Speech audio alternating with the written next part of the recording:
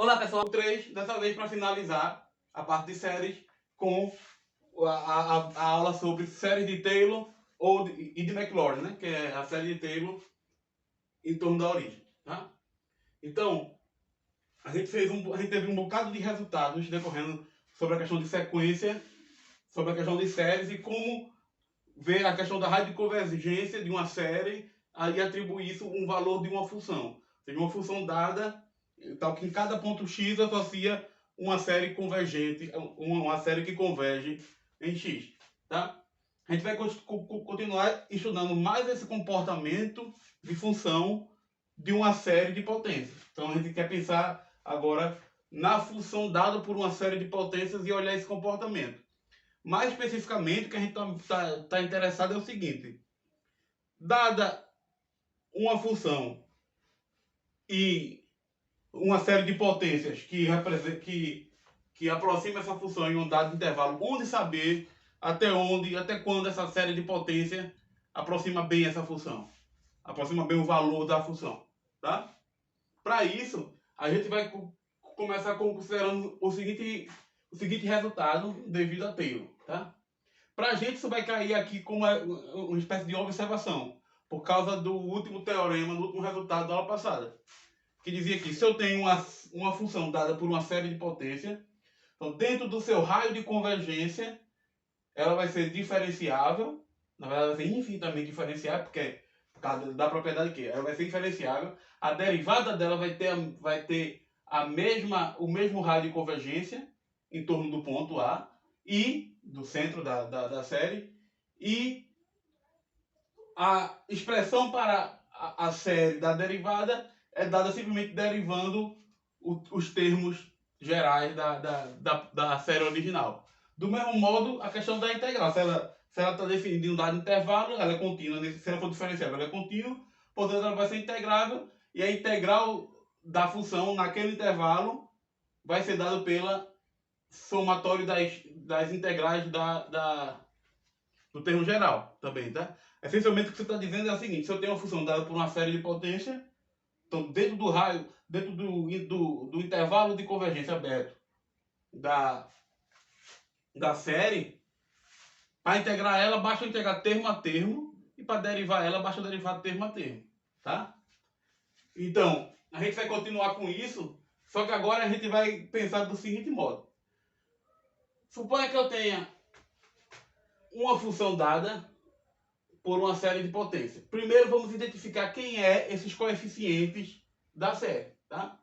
Então, ela vai ter um raio de convergência L e F vai ser infinitamente diferenciável no intervalo A menos R, A mais R, tá? Lembre-se, o raio de convergência significa que A menos R, A mais R é o intervalo de convergência da função R. Isso tem que ser analisado individualmente, o que acontece nos extremos. Mas eu estou preocupado aqui em diferenciabilidade, eu estou olhando apenas para o intervalo A menos R, A mais R, que é o interior do intervalo de convergência. Tá? Então, dentro desse intervalo, os coeficientes vão ser dados por... Os coeficientes dessa série de potência vai ser dada pela enésima derivada da função f no ponto A, ou a derivada de ordem n da função f no ponto A. Eu estou supondo que ela é infinitamente diferenciável. Aqui, na verdade, bastaria exigir que ela fosse infinitamente diferenciável no ponto A. Tá? E, então, o coeficiente de ordem n, Cn, vai ser dado pela enésima derivada de f no ponto A dividido por n fatorial. Tá? Aqui, esse símbolo daqui a gente vai usar parêntese n para enésima derivada de f. Demonstração é simples. Se eu aplico isso em f de A, vai morrer todos os termos, exceto quando n é igual a zero. Porque quando n for zero, aqui eu ficar x menos a elevado a zero vai dar 1, vai sobrar o C0. Então, o C0 é exatamente o nosso f de A. Tá? Quando eu derivo essa expressão, isso aqui vai ficar somatório. Em princípio, ficaria de n igual a zero até infinito dessa expressão. Só que o que acontece? Olha para cá. Quando n for zero, aqui eu só vou ter o C0. Derivada de n igual a zero é o próprio zero. Então, não vai influenciar na soma. Então começa a contar de n igual a 1. Porque derivada de n igual a 1 até infinito. N vezes Cn, que multiplica x menos a elevado a n menos 1. Que é a derivada dessa expressão aqui, do termo geral. Tá? Do mesmo modo, a segunda derivada vai ser dado por somatório de n igual a 2, pelo mesmo argumento, porque quando n for 1, isso vai morrer, isso vai ficar igual a 1, vai sobrar só n sem n, que é uma constante. Quando derivar com relação a x, vai ficar 0, então você vai começar a contar a partir do n igual a 2. Tá? Então, a segunda derivada de f em x vai ser dado por n, isso para qualquer x, dentro do intervalo a menos r e a mais r. Tá? Então, isso aqui vai ser dado por somatório de n igual a 2 até infinito, n que multiplica n menos 1, c de n, cn, x menos a elevado a n. Tá? Opa! X menos a ao quadrado, a n menos 2. X menos a elevado a n menos 2. Deixa eu melhorar isso aqui. Tá? Que é a derivada desse termo de dentro aqui. X menos a elevado a n menos 2. Derivada do termo geral. Tá bom? Continuando com isso, a gente vai obter que a derivada de ordem k em x é dada por somatório de k, quando n é igual a k, até infinito, de n multiplica n menos 1, multiplica n menos 2, até chegar em n menos k mais 1, c de n, x menos a elevado a n menos k. Tá? Por causa dessas expressões, o que é que eu tenho? Quando eu aplico tudo isso aqui em A, o que é que vai acontecer? Quem é f' de A? F' de A vai zerar todo mundo, exceto quando n for igual a 1. Então, f' de A vai ser igual a 1 que multiplica C de 1. Que é o próprio C de 1. Quem é f duas linhas de A? F duas linhas de A, aqui vai zerar todo mundo, exceto quando n for 2. E quando n for 2, quem é f duas linhas de A vai ser 2 que multiplica 1 C2. Tá? Então, f duas linhas de A é 2 vezes 1 C2. Tá?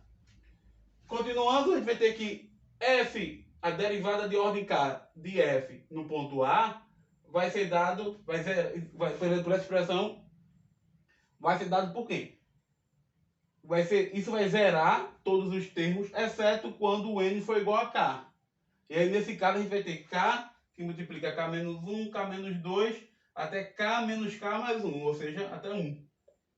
Portanto, isso aqui vai ser k fatorial, c de k, x, e aqui móvel, vai ficar x menos a elevado a 0. Tá? Portanto, isso aqui vai ser k fatorial, c de k. De forma geral, o coeficiente de ordem k, ck, é dado por a derivada de ordem k de f no ponto A dividido por k fatorial. É o que a gente queria mostrar. Né? Então, o que a gente fez aqui foi mostrar que se eu tenho uma função que é dada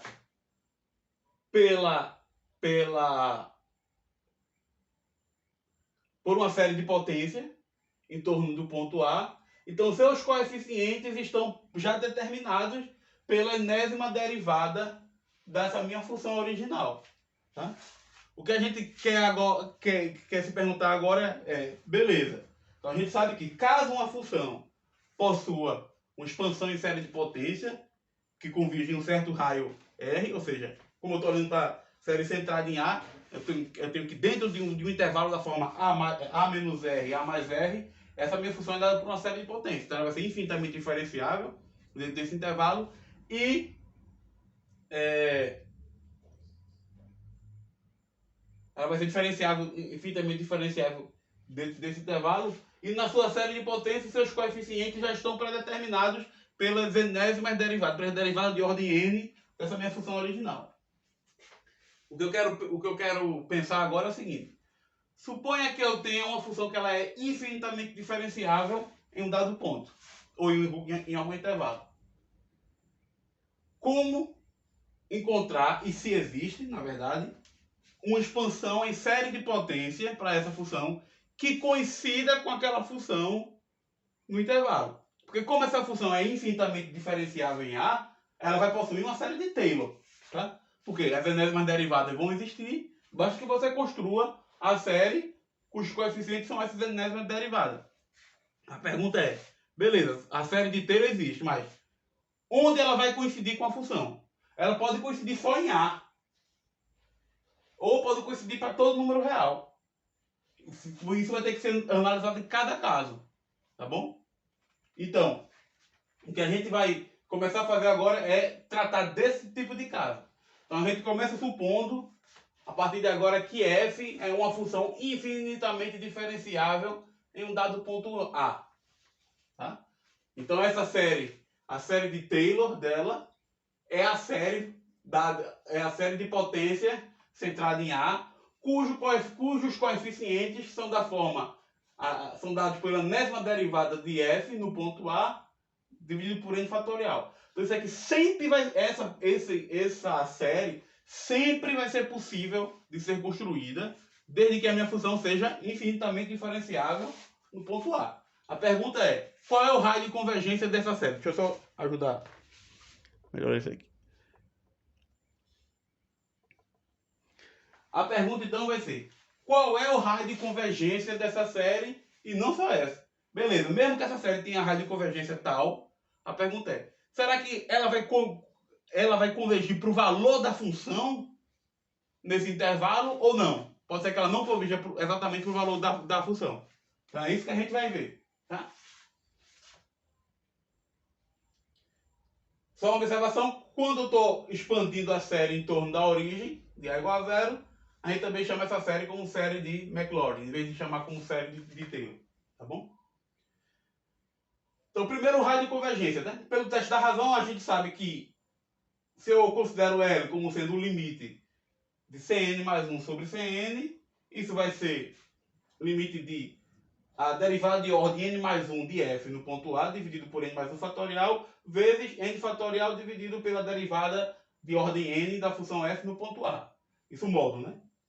Então, isso vai ser o limite da derivada de ordem do módulo da derivada de ordem n mais 1 de f no ponto A, dividido por n mais 1, que multiplica a derivada de ordem n da função f no ponto A. Então, R vai ser essencialmente 1 sobre R. R vai ser o limite do inverso dessa expressão aqui. Vai ser o limite quando n vai para zero, de n mais 1, que multiplica a derivada de ordem n de f no ponto A, dividido pela derivada de ordem n mais 1 de f no ponto A. Tá o módulo disso. Então esse é o raio de convergência da série de potência.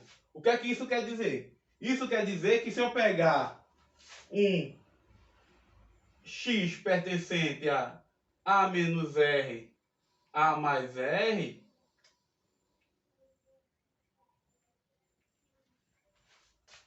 então essa série vai convergir para algum valor. Mas não significa que esse valor vai ser o valor da função f em x. Tá? Porque, veja, aqui eu estou definindo a minha função como sendo a função dada pela série de potência. Então, essa definição aqui diz que, dado um x, o valor de f de x é o valor da convergência da série. Aqui não. Aqui eu estou assumindo que eu tenho uma função infinitamente diferenciável em A. E eu vou considerar a série de Taylor dela em torno de A. Então, em princípio, não tem nenhuma garantia que essa função, que essa série de Taylor, vai convergir para o valor da função. Exceto em A. Em A você garante, porque quando você botar A aqui, vai zerar todo mundo, só vai sobrar quando n for igual a zero, que é quando aqui for o f de A. Tá? Então, em A você garante que a série vai convergir, que a série de Taylor converge para o valor da função. Agora, fora de A não existe nenhuma garantia. Tá claro? Então, quando a gente encontra esse raio de convergência, é o raio de convergência da série de Taylor. É o raio de convergência da série de potência, dada por essa expressão, em torno de A. Da expansão em série de potência em torno de A. Tá bom? Então, para qualquer x dentro do intervalo A menos R ou A mais R, ou, na verdade, para qualquer x no intervalo de convergência, que pode inclusive conter as extremidades, essa série vai convergir para algum valor. Tá? A pergunta é, quando é que esse valor vai ser de fato o valor da função no ponto? Tá? Então, para dar um exemplo desse tipo de coisa que pode acontecer, considere a função f de x igual a e elevado a menos 1 sobre x quadrado, quando x for diferente de zero, e zero quando x igual a zero. Então, quando você vai olhar a diferenciabilidade dela, fora da origem, não tem que se preocupar. Ela vai ser infinitamente diferenciável. Já na origem, quando você fizer a derivada de zero, você vai ter que calcular o limite quando x vai para zero, f de x menos f de zero sobre x. F de x é elevado a menos 1 sobre x quadrado. Então você quer ficar limite quando x vai para zero, de elevado a menos 1 sobre x quadrado, dividido por x. Isso é igual a limite quando x vai para zero, de 1 sobre x elevado, x vezes e elevado a 1 sobre x. E aí a gente faz a mudança u igual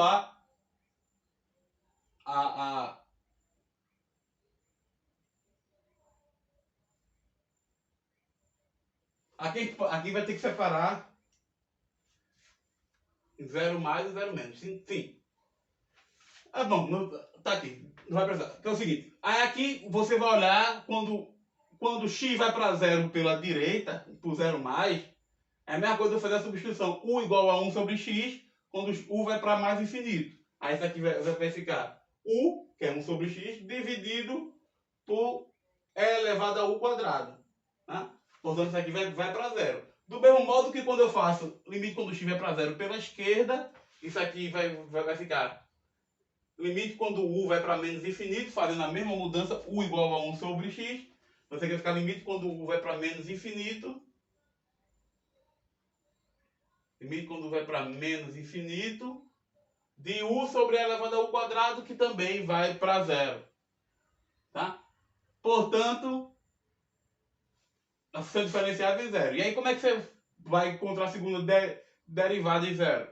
Aí você tem que considerar a função f' de x, que é dada por menos 2 sobre x ao cubo é elevado a menos 1 sobre x quadrado, que é a derivada dessa expressão, fora da origem, e na origem igual a zero. Aí, de novo, vai calcular a segunda derivada em zero, fazendo por definição.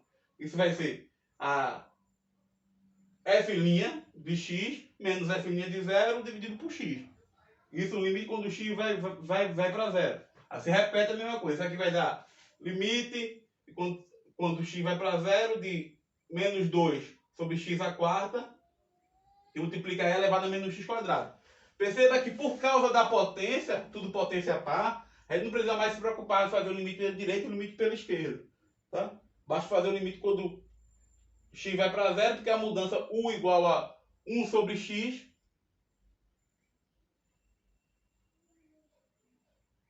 U igual a 1 sobre x quadrado, já eu faço, quando x vai para zero, 1 sobre x quadrado vai para mais infinito, tá? Portanto, a gente faz a mudança u igual a 1 sobre x quadrado, isso aqui vai ficar menos u quadrado, porque eu tenho x à quarta aqui, né?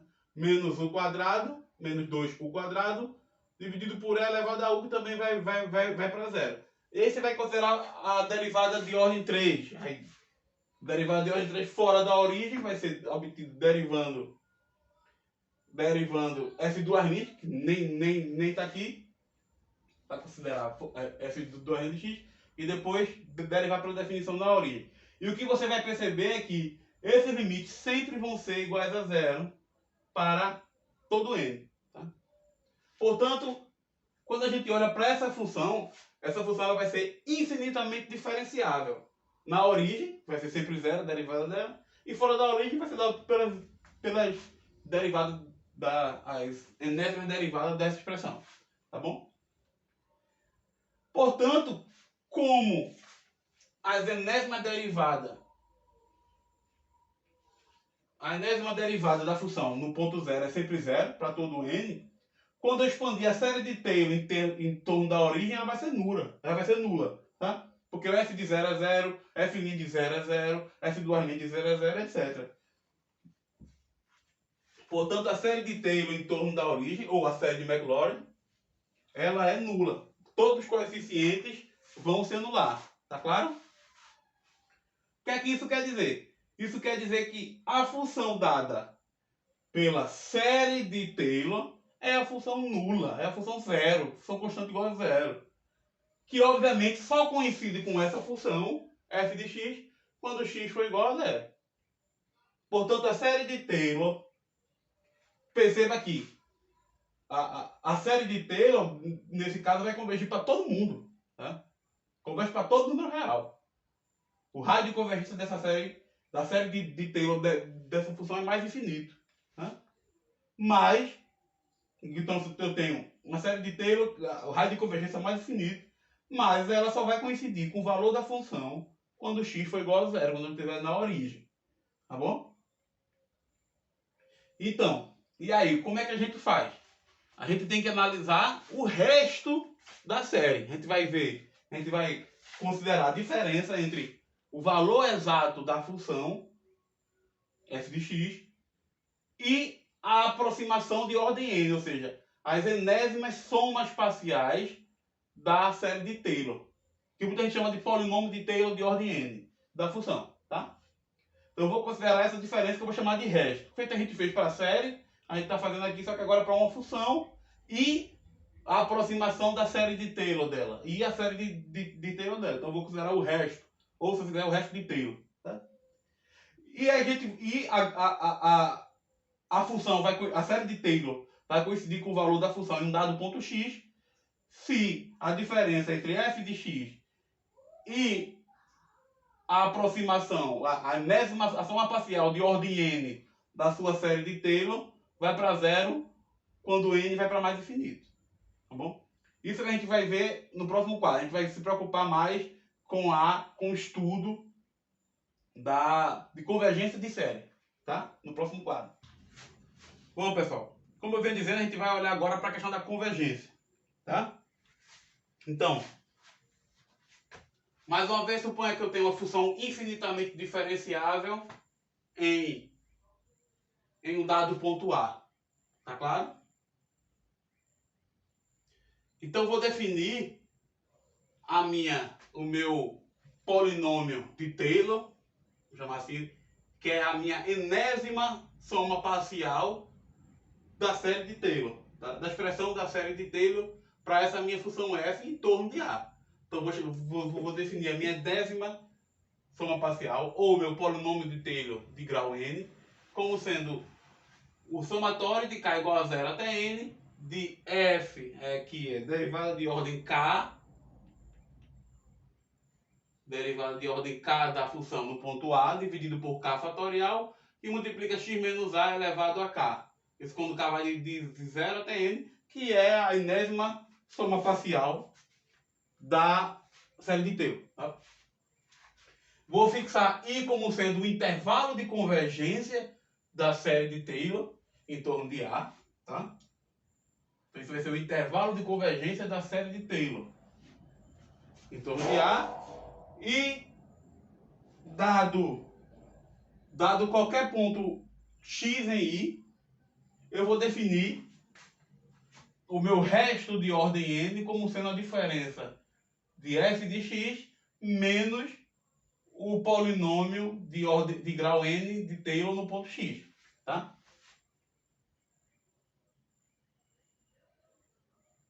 Então, f de x vai coincidir com o valor da sua série de Taylor se quando eu tomar o limite quando o n for para infinito, isso tender a f significa dizer que o limite de Rn vai para zero. Tá? Lembra que o limite de Rn de x vai para zero somente se o limite do módulo de Rn de x vai para zero. A gente pode considerar isso aqui também como sendo um módulo. Tá? Então esse Rn, o que a gente vai controlar, vai ver um resultado que controla esse Rn de x, esse resto de ordem n. Tá bom? Então o que a gente quer é controlar esse resto, é mostrar que quando o n vai para infinito, essa diferença da função para o polinômio vai para zero. Tá? Uma condição suficiente para isso é a seguinte: suponha que eu tenha. Então, antes de continuar, significa dizer que se eu tenho uma função que satisfaz essas condições, então a gente vai conseguir com que a série de Taylor dele convirja para o valor da função. Mas não quer dizer que se eu tenho uma função que não satisfaz, isso não ocorre. Tá? Isso é só que a gente vai ver a condição de suficiência. Que diz o seguinte: suponha que eu tenha uma função f que é infinitamente diferenciável em um dado intervalo a menos delta, a mais delta, que está contido no intervalo de convergência da própria série de Taylor. Tá bom? Isso para algum delta maior que zero. E que a norma da enésima derivada, da derivada de ordem n mais 1 de f no ponto x, a norma dele é menor que um certo m, então esse m aqui é maior ou igual que zero, tá? A norma dele é menor ou igual que certo m para todo x entre a menos delta, a mais delta, tá? Então eu estou considerando um intervalo de modo que esse intervalo fechado, inclusive, está contido dentro no intervalo de convergência da série de Taylor, tá bom? Então eu estou olhando para a enésima derivada dessa minha função dentro desse intervalo. Essa minha função f é infinitamente diferenciável aqui, tá? Portanto, que como ela é também infinitamente diferenciável em I, a série de Taylor, não, certo, estou considerando apenas isso, que ela vai ter para algum delta e que a norma da derivada de ordem n mais 1 em x é menor ou igual que certo m para todo x dentro do intervalo a menos delta, a mais delta. Tá? Quando isso ocorre, a gente consegue controlar o resto, tá, de ordem n pelo majorante. Então a gente vai ter esse majorante aqui, esse cote superior, ela vai aparecer aqui. Tá? A norma do Rn de x vai ser menor ou igual que esse m, dividido por n mais 1 fatorial, que é o próximo termo daqui. Né? Aqui eu parei de ordem n, ele vai começar em n mais 1 fatorial, que multiplica módulo de x menos a elevado a n mais 1. Tá claro? E por que isso é importante? Porque quando n vai para mais infinito, isso aqui é constante, então eu vou controlar apenas essa série aqui, que isso vai para zero. Tá? Então quando isso ocorre, eu faço com que o resto, eu garanto com que o resto vai para zero e, portanto, a série de Taylor vai convergir para a função para todo x dentro desse intervalo. Na verdade, dentro desse intervalo. A menos delta, a mais delta. Tá? Vamos provar isso. E aí a gente começa supondo, sem perda, inicialmente, que o x é maior ou igual que a. Então eu estou olhando para x dentro do intervalo a mais delta. Tá? O argumento quando x for menor ou igual que a também vai ser inteiramente análogo, tá bom? Então, pelo teorema do valor médio, existe um Czinho, um número, maior que a e menor do que a mais delta, tá? Na verdade aqui é x. Maior que a e menor que x,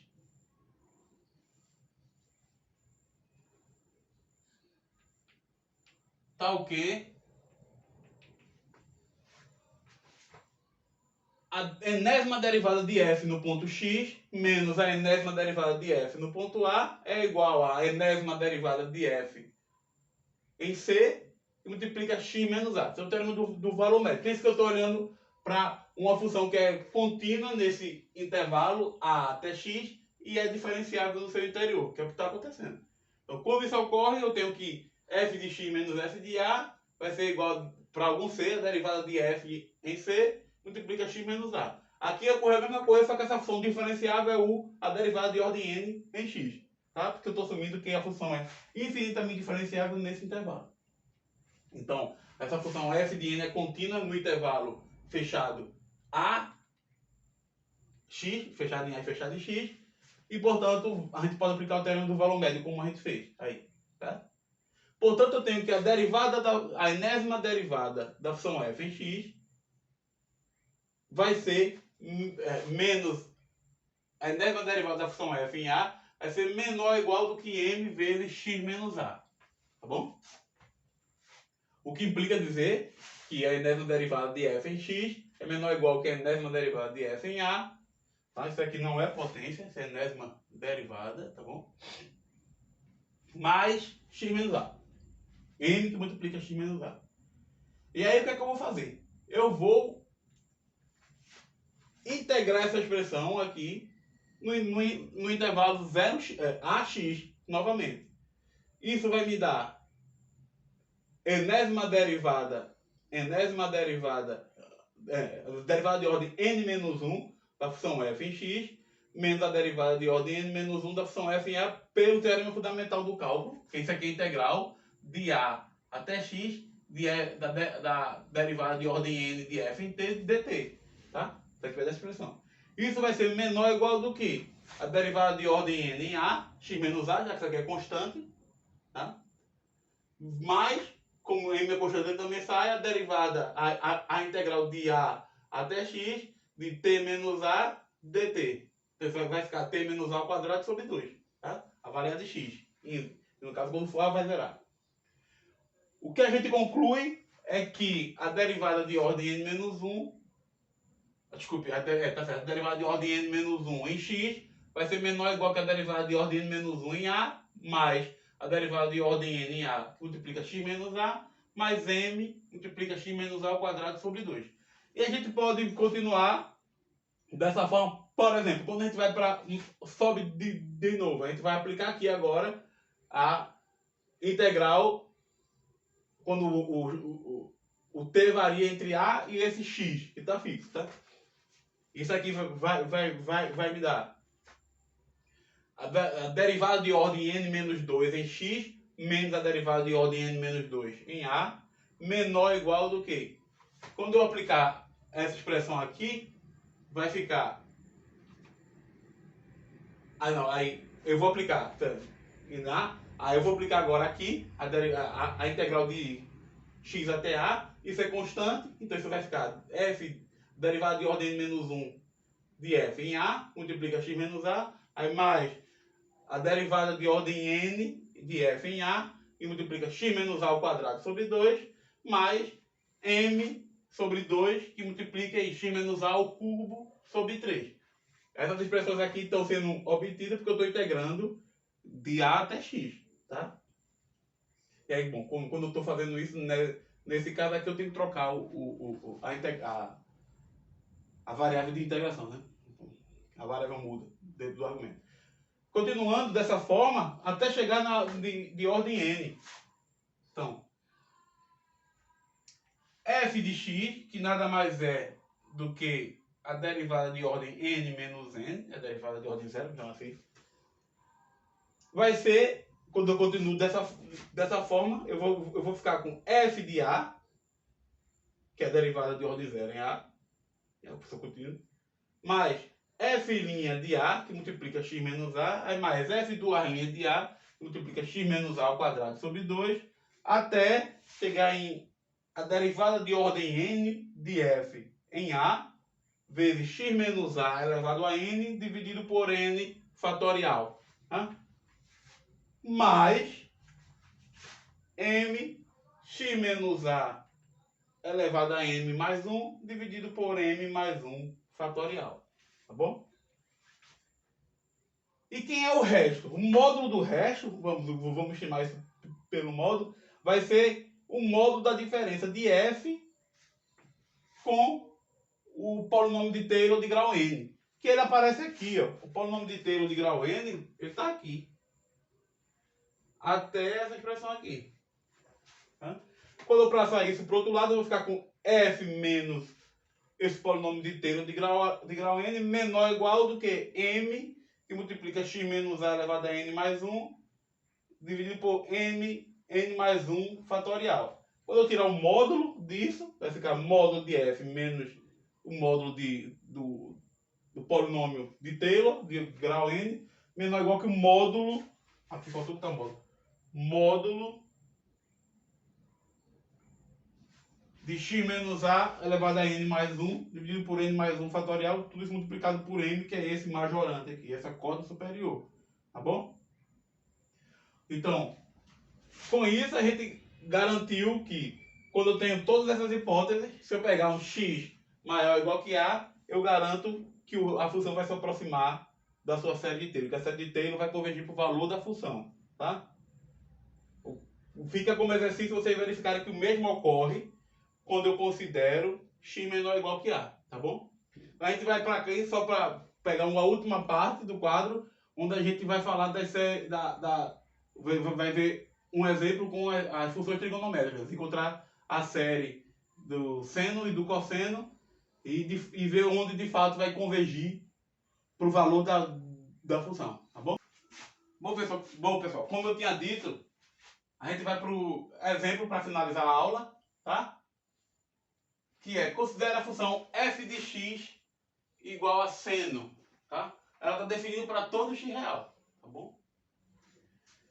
Como a enésima derivada, a derivada de ordem n dessa função, ela vai pertencer às funções mais seno de x ou menos seno de x, mais cosseno de x ou menos cosseno de x, tá? Então sempre que eu for derivando, primeira derivada de f é a função cosseno, segunda derivada menos o seno, terceira derivada menos cosseno, quarta derivada seno, tá? E assim vai. Então, como isso ocorre, independentemente do n, o módulo da derivada de ordem n de f em x é menor ou igual que 1 para todo x real. Tá bom? Até aí tudo bem.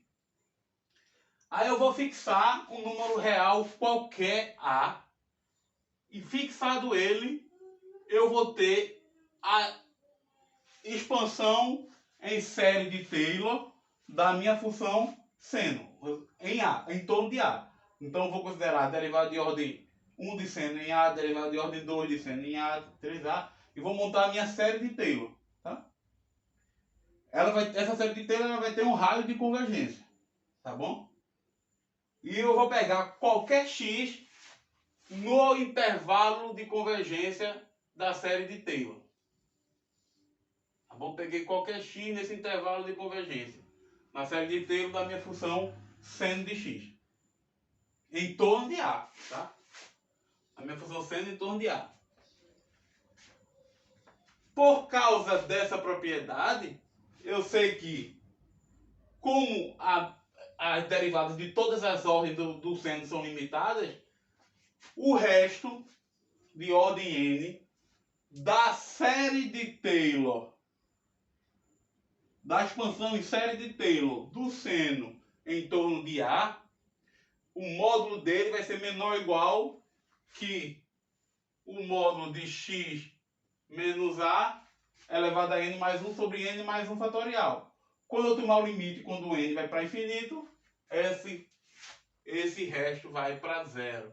O que é que isso está me dizendo? Está me dizendo que quando eu expando a série de Taylor, quando eu expando a minha função seno, usando a série de Taylor, ou seja, identificando os coeficientes e calculando lá, da minha função seno, e pego qualquer x no intervalo de convergência dessa série de Taylor, centrada em A um número qualquer, tá? Então a série de Taylor vai convergir para o valor da função, ou seja, por seno, nesse ponto x, tá bom? Aí a gente vai olhar para cá. No caso em que A é igual a zero, ou seja, eu estou vou expandir a série de Maclaurin, tá? Eu tenho que as derivadas de ordem n do seno em zero vai ser dada por zero quando n é par, tá? Tá certo isso? Tá certo, porque a derivada de ordem 1 de n é constante, exatamente. Vai ser 0 quando n é par e vai ser 1 quando o resto da divisão por 4 de n for 1. Ou seja, quando n for da forma 4k mais 1, onde k é um número natural, e vai ser menos 1 quando n é da forma 4k mais 3, onde k é um natural. Por isso que começa. Eu tenho seno, derivada de ordem 0. A derivada de ordem 1 é o cosseno. Quando eu aplico, ou seja, derivada de ordem 1 é 4 vezes 0 mais 1. Quando eu calcular o valor da função no zero, vai ficar cosseno de 0 que dá 1. Aí quando eu derivar o cosseno, vai para menos o seno. Que quando eu aplicar em 0 vai dar 0. Quando eu derivar de novo, vai para menos o cosseno. que quando aplicar em zero vai dar menos 1. Ou seja, eu dou no caso 4K mais 3. Tá bom? E assim continua. Portanto, a série de Maclaurin, que é a série de Taylor em torno da origem dessa função, tem a seguinte expressão: somatório de n igual a 0 até infinito, menos 1 elevado a n, x elevado a 2n mais 1, dividido por 2n mais 1 fatorial. Tá? Que é x menos x ao cubo sobre 3 fatorial, mais x à quinta sobre 5 fatorial, menos x à sétima sobre 7 fatorial, e assim por diante. Tá? Então, como é que eu percebo isso? Por causa dessa expressão. Quando o n for par, vai zerar o coeficiente. Não vai ter os coeficientes de potência par. Só vai ter os coeficientes de potência ímpar, que eles ficam alternando de acordo com o resto da divisão por 4. 3 deixa o resto da divisão por 4 igual a menos 1, que na verdade é igual a 3. Então, menos 1. 5 deixa o resto quando dividido por 4 igual a 1. Portanto, é ímpar. Tá? E assim vai.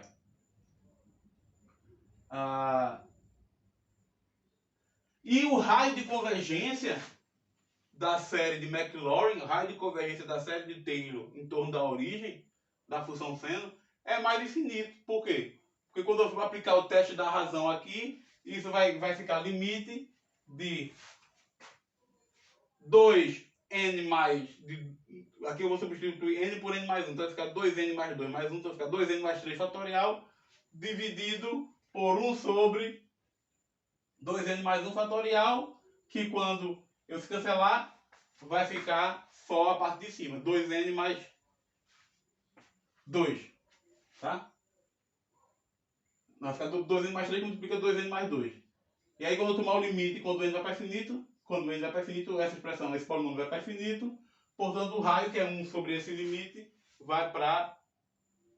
Não, esse L, né? Desculpa, esse L, quando eu tomar o limite, isso vai para 0, porque isso vai ficar 2n mais 1 fatorial dividido por 2n mais 3 fatorial. Isso vai para 0. E o R, que é 1 sobre esse limite, vai para mais infinito. Tá? A gente viu isso em algum... já passou desse R. Muito bem. Então, o raio da série de Taylor é mais infinito. Tá? Mas a gente acabou de mostrar aqui que para qualquer ponto que eu expanda a minha série de Taylor do seno em torno dele, se eu pegar qualquer ponto no intervalo de convergência, então a série de Taylor vai convergir para o valor da função, porque o resto vai para zero. A série de Taylor vai convergir para o valor da função. Como o raio de convergência da expansão em torno da origem é mais infinito, isso está me dizendo que a série de Taylor converge para o valor da função em todo número real, para todo x real. Então, portanto, seno de x é igual a somatório de n igual a 0 até mais infinito, de menos 1 elevado a n, x elevado a 2n mais 1 sobre 2n mais 1 fatorial, para todo número real. Você vai convergir para todo número real. Tá claro?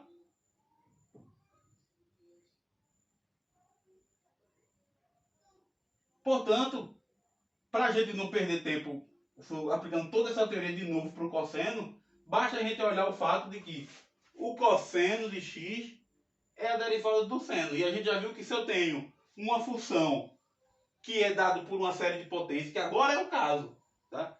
Até a gente chegar aqui, a gente não sabia que a minha função seno era dada por essa série de potências, e se fosse dado, não sabia onde seria. Tá? Agora a gente sabe que essa função seno é igual a essa série de potências para todo número real. Portanto, a derivada dela vai ter a série de potências dada derivando essa expressão, cada um do termo geral, e vai possuir o mesmo raio de convergência. Tá? Portanto, derivada do seno cosseno vai ter como série somatório de n igual a 0 até infinito de menos 1 elevado a n vezes x elevado a 2n dividido por 2n fatorial. E essa expressão vai convergir para o valor, e essa série, eles vão coincidir para todo número real. Tá claro? Ou seja, cosseno de x é 1 menos x quadrado sobre 2 fatorial, mais x a quarta sobre 4 fatorial, menos x a sexta sobre 6 fatorial e etc. Perceba que o seno só tem potência ímpar, enquanto que o cosseno só tem potência par. E aí você lembra do curso de cálculo 1, que você viu que o seno é uma função ímpar, o cosseno é uma função par. O que é uma função ímpar? É uma função que está definida em algum intervalo simétrico com relação à origem, e que, para todo x, f de menos x é igual a menos f de x. Tá? No caso do seno, seno de menos x é igual a menos seno de x. Isso é refletido porque eu estou olhando só para a potência ímpar. Se eu trocar x por menos x, o que é que ocorre? Aqui vai ficar menos x ao cubo vai sair o menos, vai ficar menos aqui, fica mais x ao cubo, menos x à quinta sai o menos, fica menos x à quinta, e assim vai. Enquanto que o cosseno é uma função par. Cosseno de menos x é igual a cosseno de x para todo x. A função par é aquela definida em intervalo simétrico com relação à origem, tal que f de menos x é igual a f de x para todo x. Isso acontece com o cosseno e isso é refletido mostrando que eu tenho sempre potências pares de x. Então, quando eu substituir x por menos x, não vai alterar em nada a expressão. Tá claro? Então, isso finaliza essa parte de séries que a gente vai ver nesse curso introdutório, nesse curso de cálculo 3. Tá? Então, essa parte de série tem muito mais coisa, você pode ver muito mais teoria, tem muito mais material, mas aí já começa a ficar um material mais avançado, mais específico. Tá? Vocês vão voltar a trabalhar com isso em cálculo 4. Você vai precisar de séries para resolver alguns problemas com equações diferenciais, tá bom? Então, até mais.